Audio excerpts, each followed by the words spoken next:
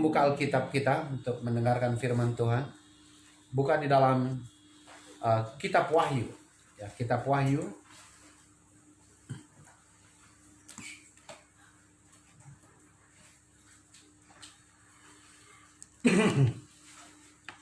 Kitab Wahyu pasal yang ke-20 ayat 1 sampai dengan ayat yang ke-6. Wahyu pasal 20 ayat 1 sampai ayat yang ke-6.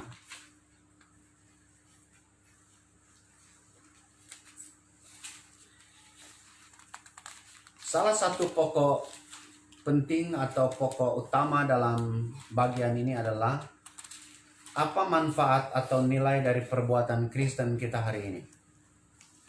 Kita sudah belajar dalam kurang lebih 15 seri, dan ini adalah seri yang ke-16 untuk studi itu. Dan bagian ini akan menstimulasi kita untuk hanya fokus melakukan hal-hal yang benar dalam kehidupan Kristen kita. Dan inilah kemanfaatannya. Kita membacanya silih berganti, ayat 1 sampai dengan ayat yang ke-6, Wahyu pasal yang ke-20. Ayat 1 sampai 6, demikian firman Tuhan. Saya ayat 1 dan jemaat Tuhan ayat yang kedua, dan seterusnya. Wahyu pasal 20 ayat 1 sampai 6, demikian firman Allah.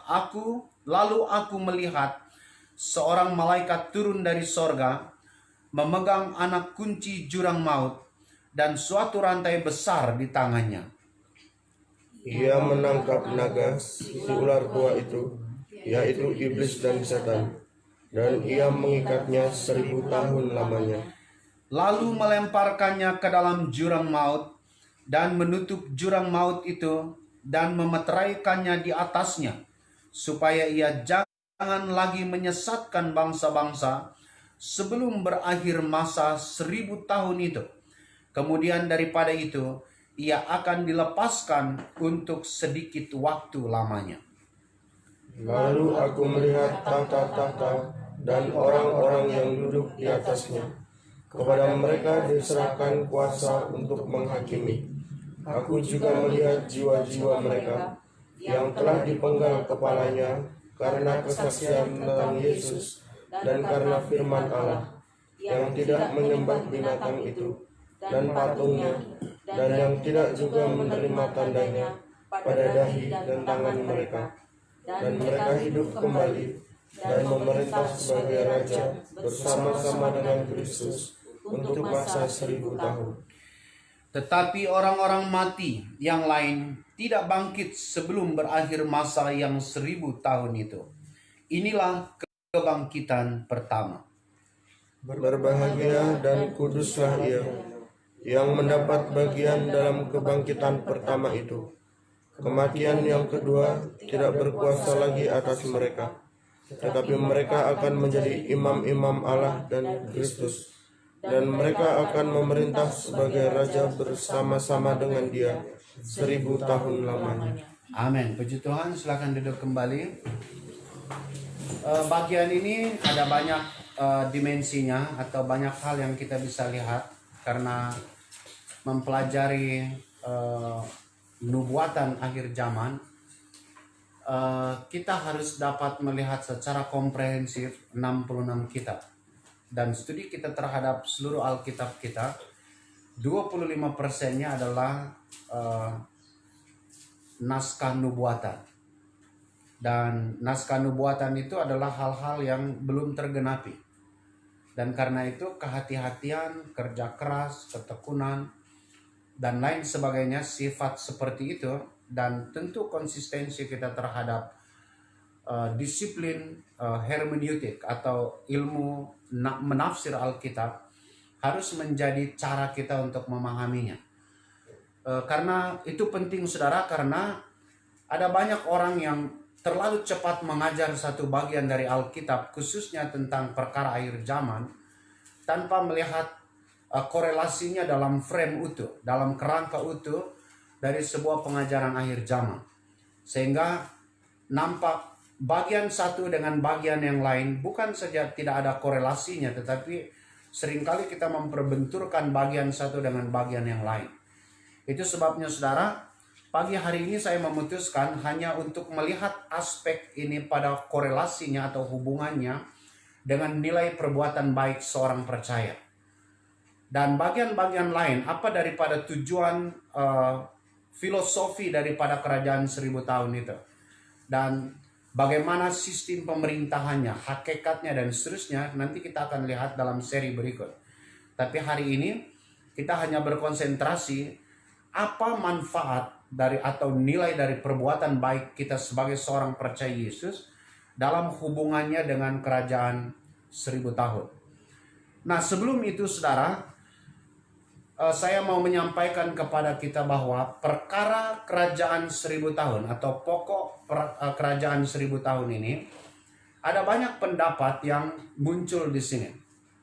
Ada orang yang berpandangan bahwa kerajaan 1000 tahun atau istilah 1000 tahun itu hanya sebuah istilah saja yang tidak dapat kita artikan secara harafiah, secara literal.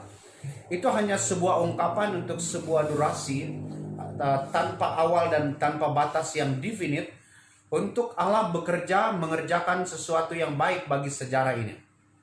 Artinya sejarah ini akan berkembang sesuai dengan pernyataan Tuhan dalam Injil Matius pasal yang ke-24 ayat 14 bahwa akhir dari segala sesuatu itu adalah, atau akhir dari dunia ini adalah Injil kerajaan Allah akan diberitakan dan diterima oleh semua makhluk.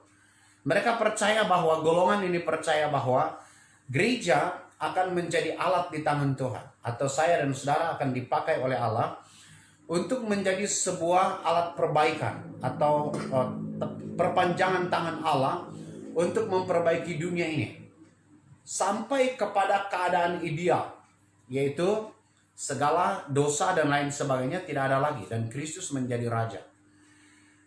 Lalu ada yang berkata bahwa kerajaan 1000 tahun ini sesuatu yang sebenarnya sekarang sudah mulai.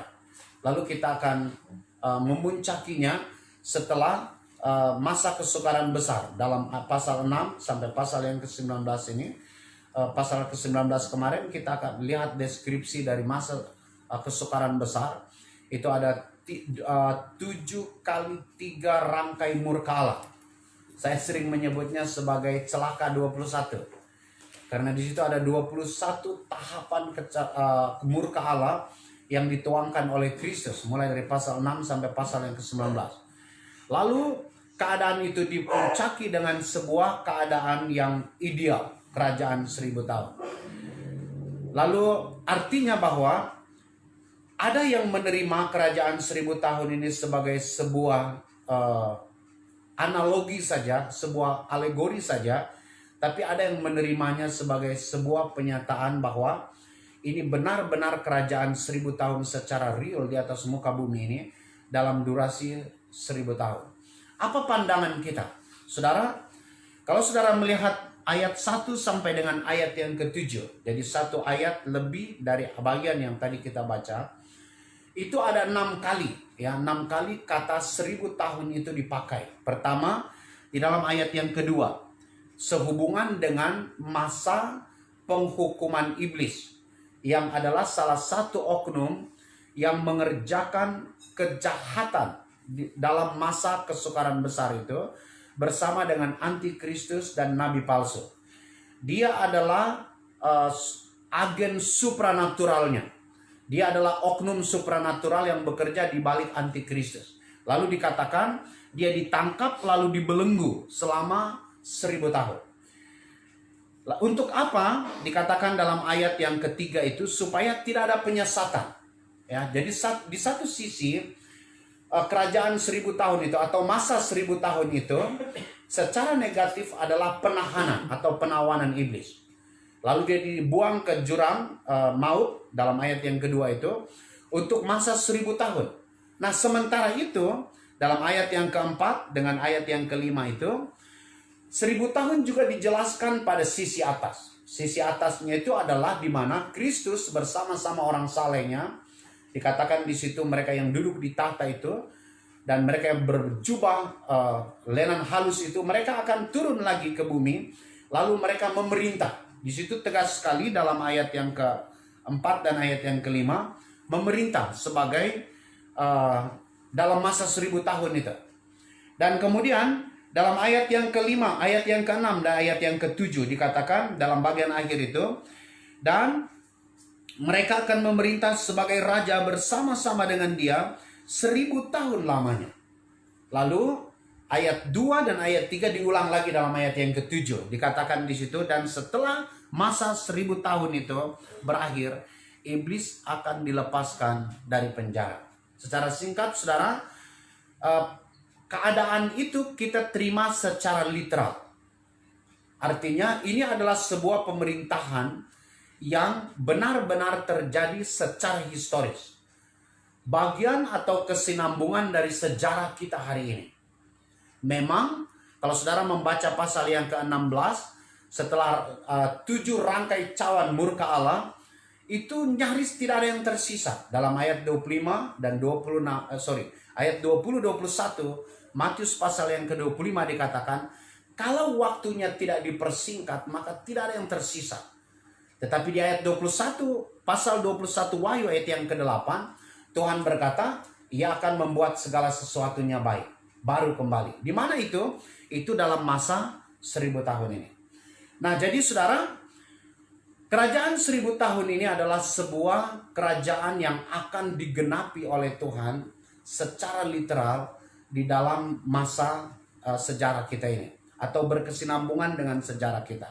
Nah, sebelum itu kita akan lihat dulu satu bagian firman Tuhan dari Daniel.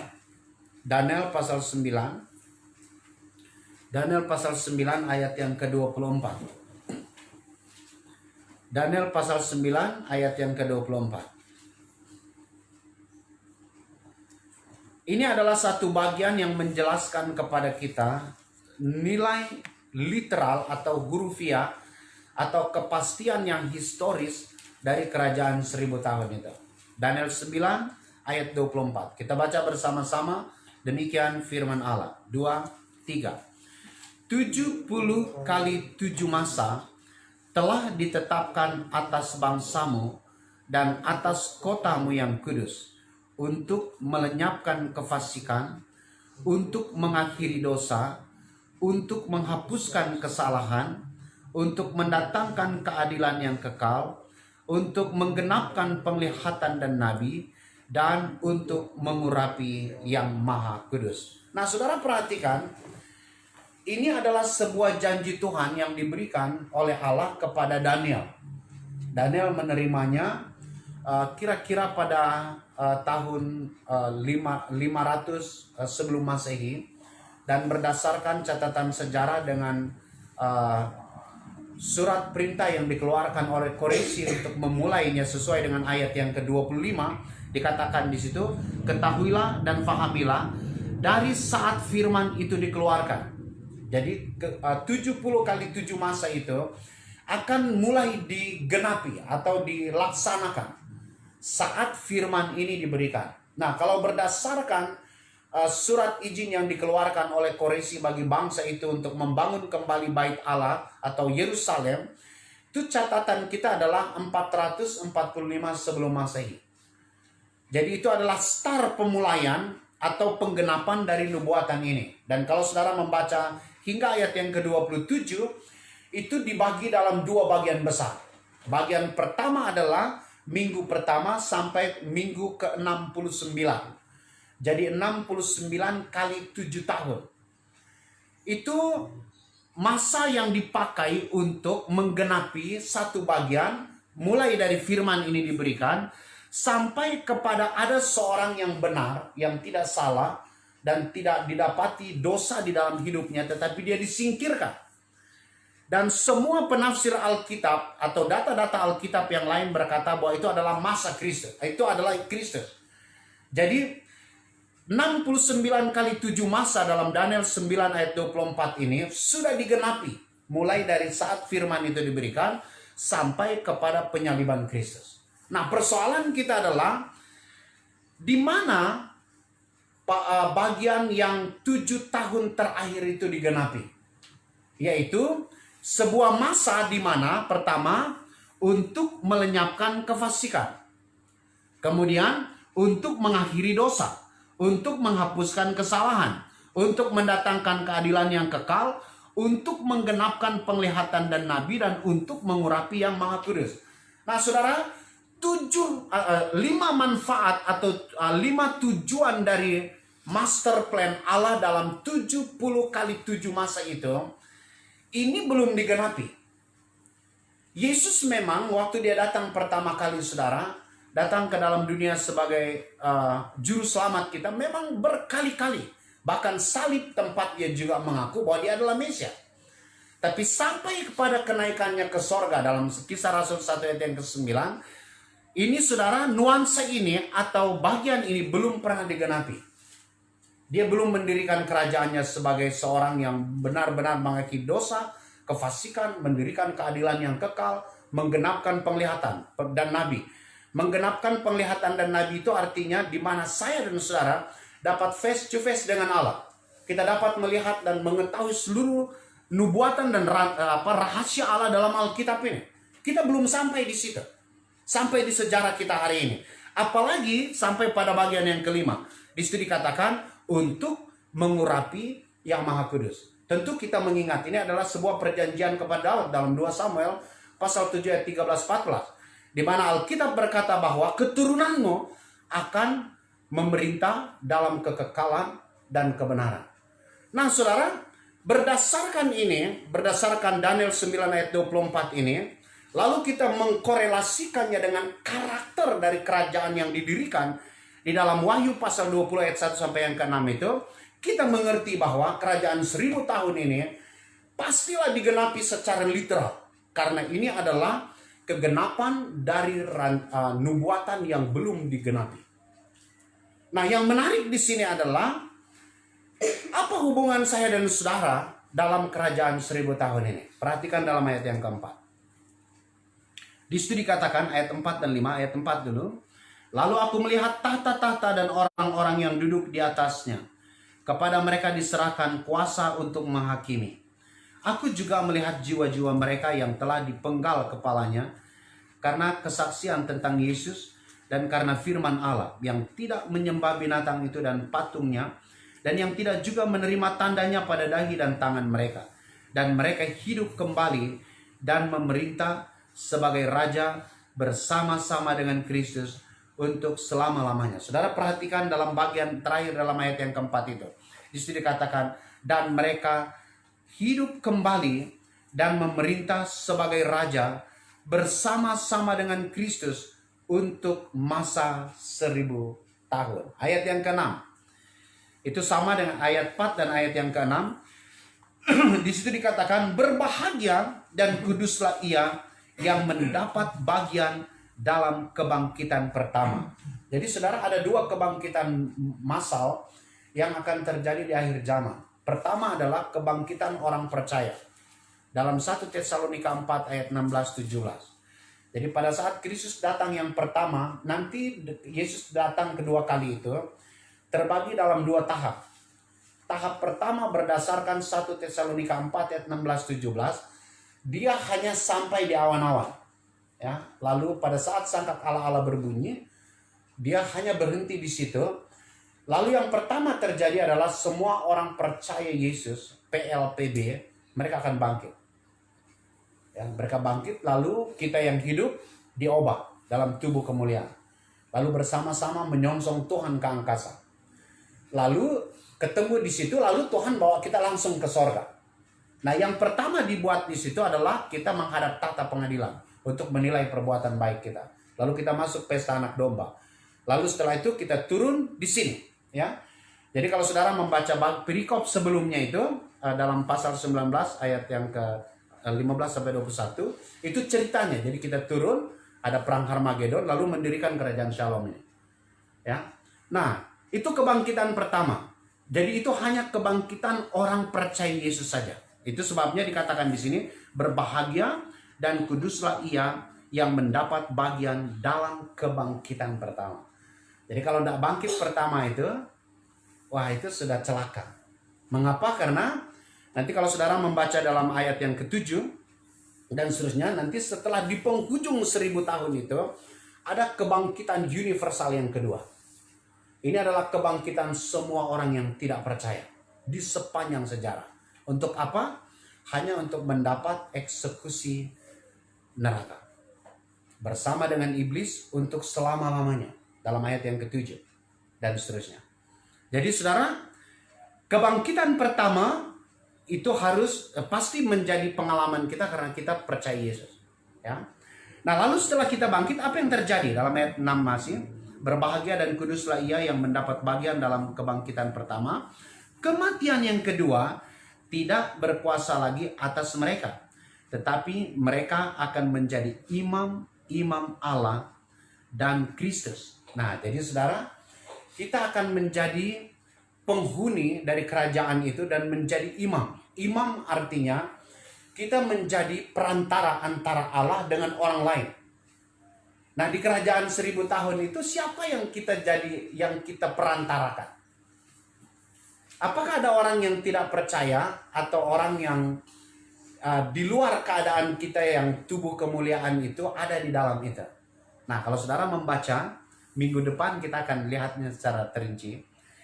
Jadi saudara, seperti saya katakan bahwa waktu gereja diangkat, 7 tahun kita di atas, di bawah ini saudara sejarah juga jalan.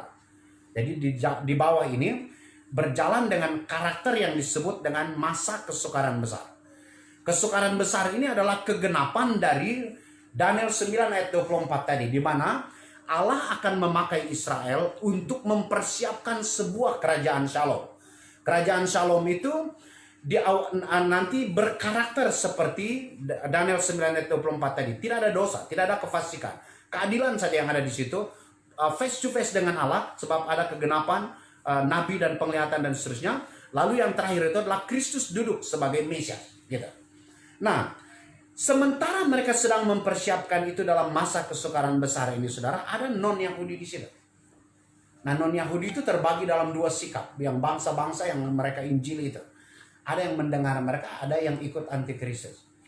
Nah, memang waktu kita berhadapan dengan antikristus di situ, saudara, diberi pilihan dalam ayat yang ke-4 tadi itu, ada yang dikatakan yang menolak untuk menggunakan meterai 666 baik pada tangan maupun dahi. Ada yang terbunuh, pasti ada yang tidak terbunuh. Karena di dalam Matius pasal 25 ayat 20-21 itu Alkitab berkata, oleh karena ada orang pilihan, maka providensia Allah tetap ada pada orang yang belum percaya Kristus. Membangun di dalam diri mereka simpati, membangun di dalam diri mereka sikap mau mendengar Injil, tetapi dengan risiko itu. Kalau mereka percaya Yesus, mereka harus siap dengan membayarnya dengan nyawa. Kalau tidak percaya Yesus, mereka pakai alat itu. Nah, mereka inilah yang lolos ke dalam kerajaan 1000 tahun ini. Lalu kalau saudara, minggu depan saya akan menjelaskannya lebih detail dengan menunjukkan data-data Alkitab. Bahwa mereka inilah yang beranak pinak dalam masa 1000 tahun itu dengan tingkat kelahiran yang sangat baik.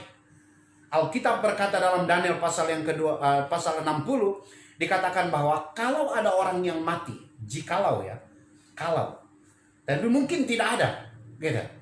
Mungkin tidak ada karena tidak ada dosa di situ, tidak ada lagi ketidakadilan, gitu. Kefasikan nggak ada di situ. Karena ini adalah pemerintahan Kristus 100%, di mana suasana surgawi dan manifestasi kealahan Kristus itu terjadi di sini. Sehingga tidak memberi ruang untuk kehadiran dosa. Iblis juga sudah dibelenggu. Gitu. Jadi terjadi tingkat kelahiran yang sangat tinggi. Dan mereka inilah yang duduk sebagai rakyat dari kerajaan 1000 tahun. Dan saya dan saudara menjadi imam bagi mereka dengan Kristus. Menjalankan tugas itu, tentu tugas keimaman itu tidak seperti kita sekarang. Saya percaya itu karena mereka juga face to face dengan Kristus. Karena Kristus sedang memanifestasikan kemesiasannya secara real di situ. Ya.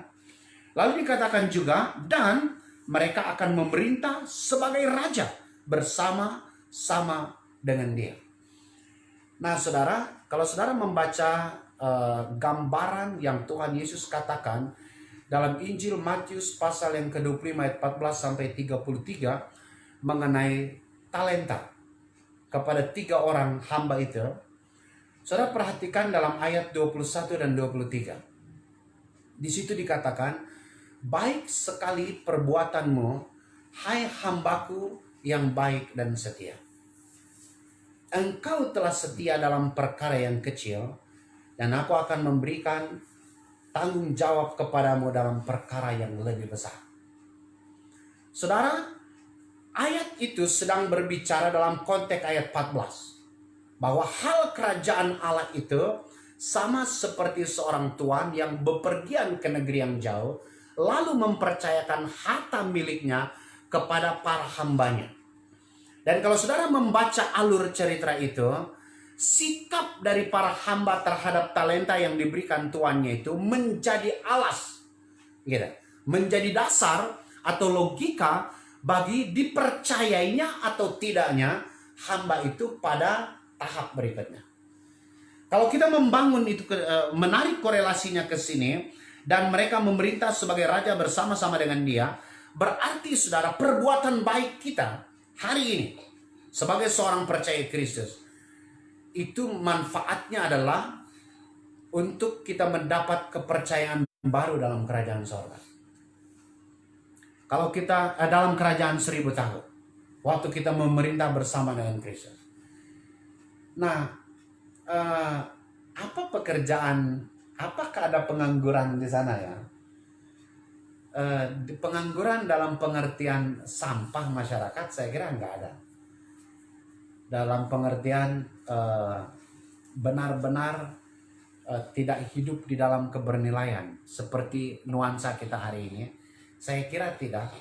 Tapi saudara, hal kepercayaan itu dalam sebuah relasi, terutama terhadap orang yang lebih superior, itu segala-galanya. Kalau saya selalu berkata bahwa kalau dalam sebuah komunitas atau dalam sebuah hubungan industrial, saudara nggak dipercayai oleh pimpinan saudara, oleh teman saudara, rasanya gimana? Saya dulu ketika saya masih muda, yang masih main gitu, kalau kami bermain volley ya, kalau kami bermain itu, lalu kalau pelatih saya nggak pasang saya itu, saya tersinggung.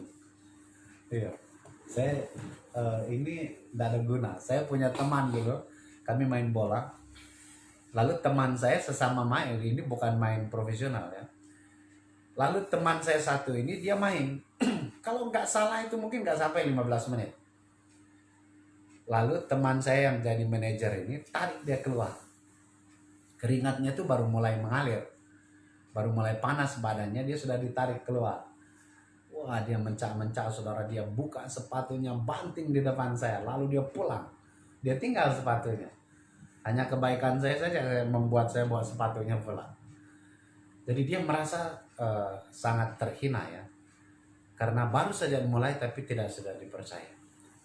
Nah saudara, nuansa itu yang saya kira digambarkan oleh Allah di dalam 1 Korintus pasal yang ketiga ayat 15. Jika pekerjaannya terbakar, ia akan menderita rugi.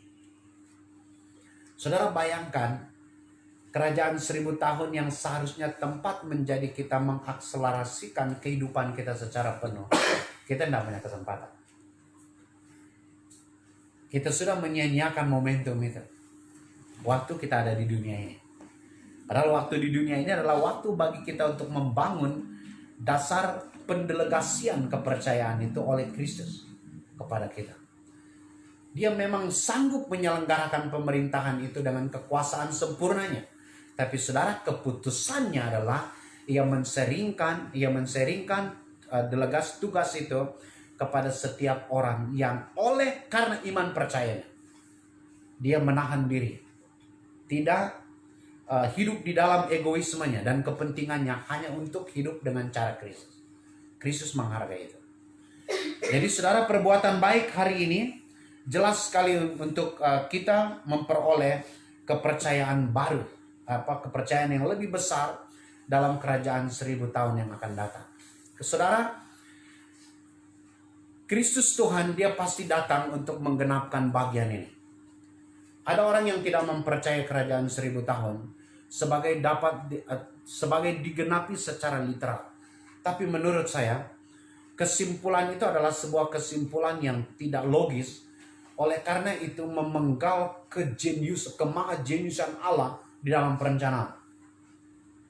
Kalau kita yang bodoh ini saja, yang tidak berhikmat ini, berbuat sesuatu dengan idealisme ending yang bagus, gitu, dengan sebuah pencapaian tujuan yang baik, masa dia yang maha berhikmat itu membuat sebuah pekerjaan tanpa ujung yang baik, tanpa tujuan final? Jadi saudara, kerajaan 1000 tahun ini adalah, nanti minggu depan saya akan memperlihatkan itu. Ada 6 alasan kenapa kerajaan 1000 tahun itu diselenggarakan.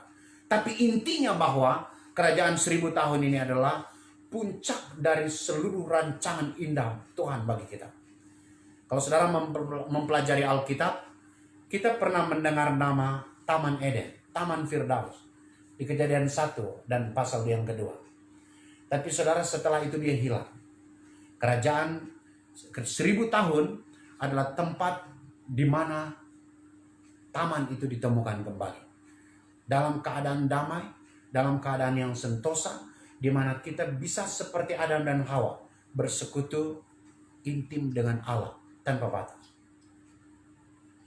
Jadi saudara, kerajaan 1000 tahun ini adalah sebuah rancangan kebesaran Allah untuk saya dan saudara. Jadi rindukanlah di mana saudara bisa berada di sana untuk memerintah bersama-sama dengan Kristus. Saya ingat sebuah cerita. Ini adalah seorang anak muda. Dia menyelesaikan pendidikannya, lalu dia melamar di sebuah perusahaan. Lalu perusahaan ini menentukan sebuah kebijakan bahwa setiap pegawai yang diterima, mulai dari cleaning service sampai kepada pegawai di level yang lebih tinggi, itu dia harus melalui tatap muka dengan pemilik perusahaan.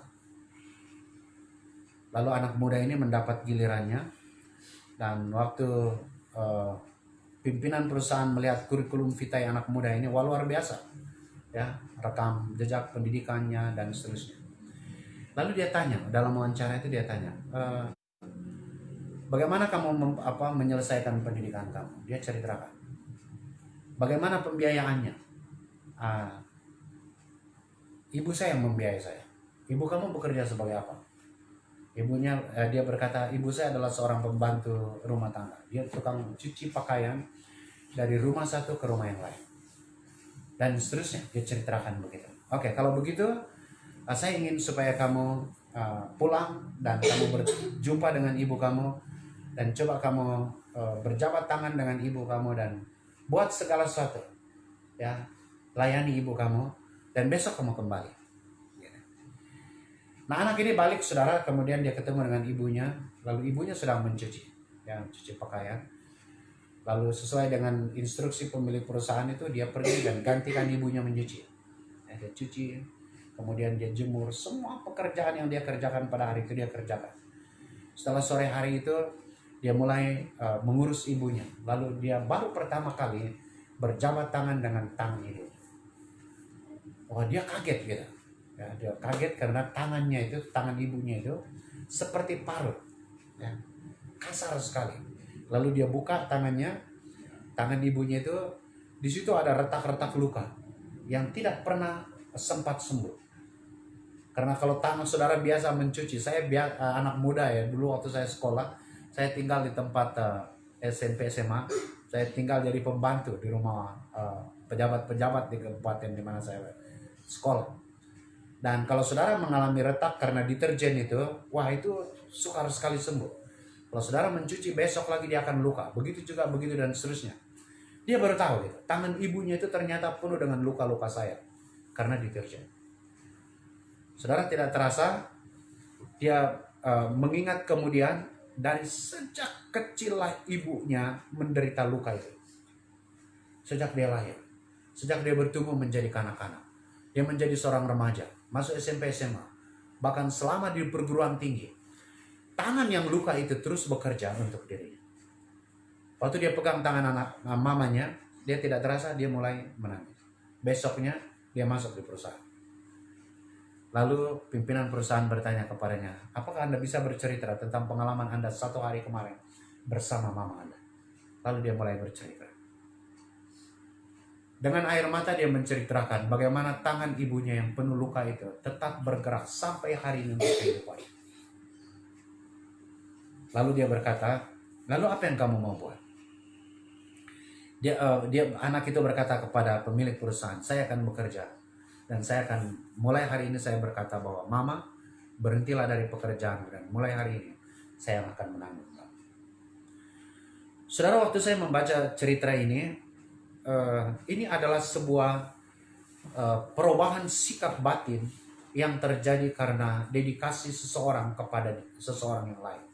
Seorang ibu kepada seorang anak. Lalu dia diterima di pekerjaan itu. Saudara, saya mengingat bagian ini. Saudara nanti akan tiba di sorga dan saudara akan tahu bahwa saudara tiba di sana bukan karena saudara, bukan karena kita menginisiasi sebuah pencarian sehingga kita berjumpa dengan Tuhan, bukan juga karena konsistensi kita dalam kesetiaan kita lalu kita berhasil membangun sebuah kehidupan yang menarik simpati Allah.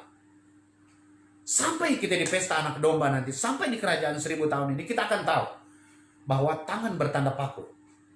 Tangan yang dari tubuh yang dari kepala sampai telapak kakinya hancur karena salib. Itu yang membuat kita ada di situ. Jadi saudara, ketika kita tidak menyadari itu hari ini, lalu kita tidak mempersiapkan hidup kita untuk sebuah keadaan yang berdiri sepadan dengan dia di sana, saudara akan menangis, tetapi saudara tidak bisa lagi memperbaiki keadaan. Karena keadaan kita sudah kekal. Saya selalu berkata, kalau kita bisa menyesali sesuatu hari ini, kita bersyukur. Tetapi penyesalan itu tidak jernih. Penyesalan kita hari ini tidak murni. Karena penyesalan yang kita punya hari ini masih terbungkus dengan keterbatasan, kelemahan, kefanaan hidup kita. Bahkan dosa. Bagaimana kalau kita sudah diperbaharui seluruhnya? Akal, pikiran kita, rasa kita sudah sempurna selayaknya gambar dan berupa Allah. Lalu disitulah saudara secara jernih, secara akurat menilai kesia-siaan yang pernah kita buat. Kita akan nangis, saudara. Ibrani berkata, Esau dengan air mata darah dia menangis, tapi tidak ada lagi kesempatan yang kedua. Jadi hari ini, pakai waktu ini untuk hanya berbuat baik saja. Karena janji Tuhan untuk mengapresiasinya tegas, bertumpu kepada faktualitas historis dari seluruh karya dan kliennya. Bahwa apapun yang kita buat dalam hubungan kita dengan dia akan mendapat apresiasi. Matius 25:21 berkata, sabaslah engkau, hambaku yang baik dan setia. Saya merindukan ucapan Kristus itu terucap bagi saya ketika saya naik ke surga. Dan dia berkata, engkau sudah setia dalam perkara kecil dan aku akan memberikan perkara yang lebih besar sebagai tanggung jawab bagimu. Amin. Kita berdoa.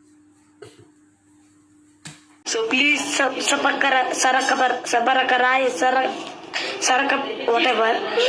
Please I want to reach 1 million likes. So please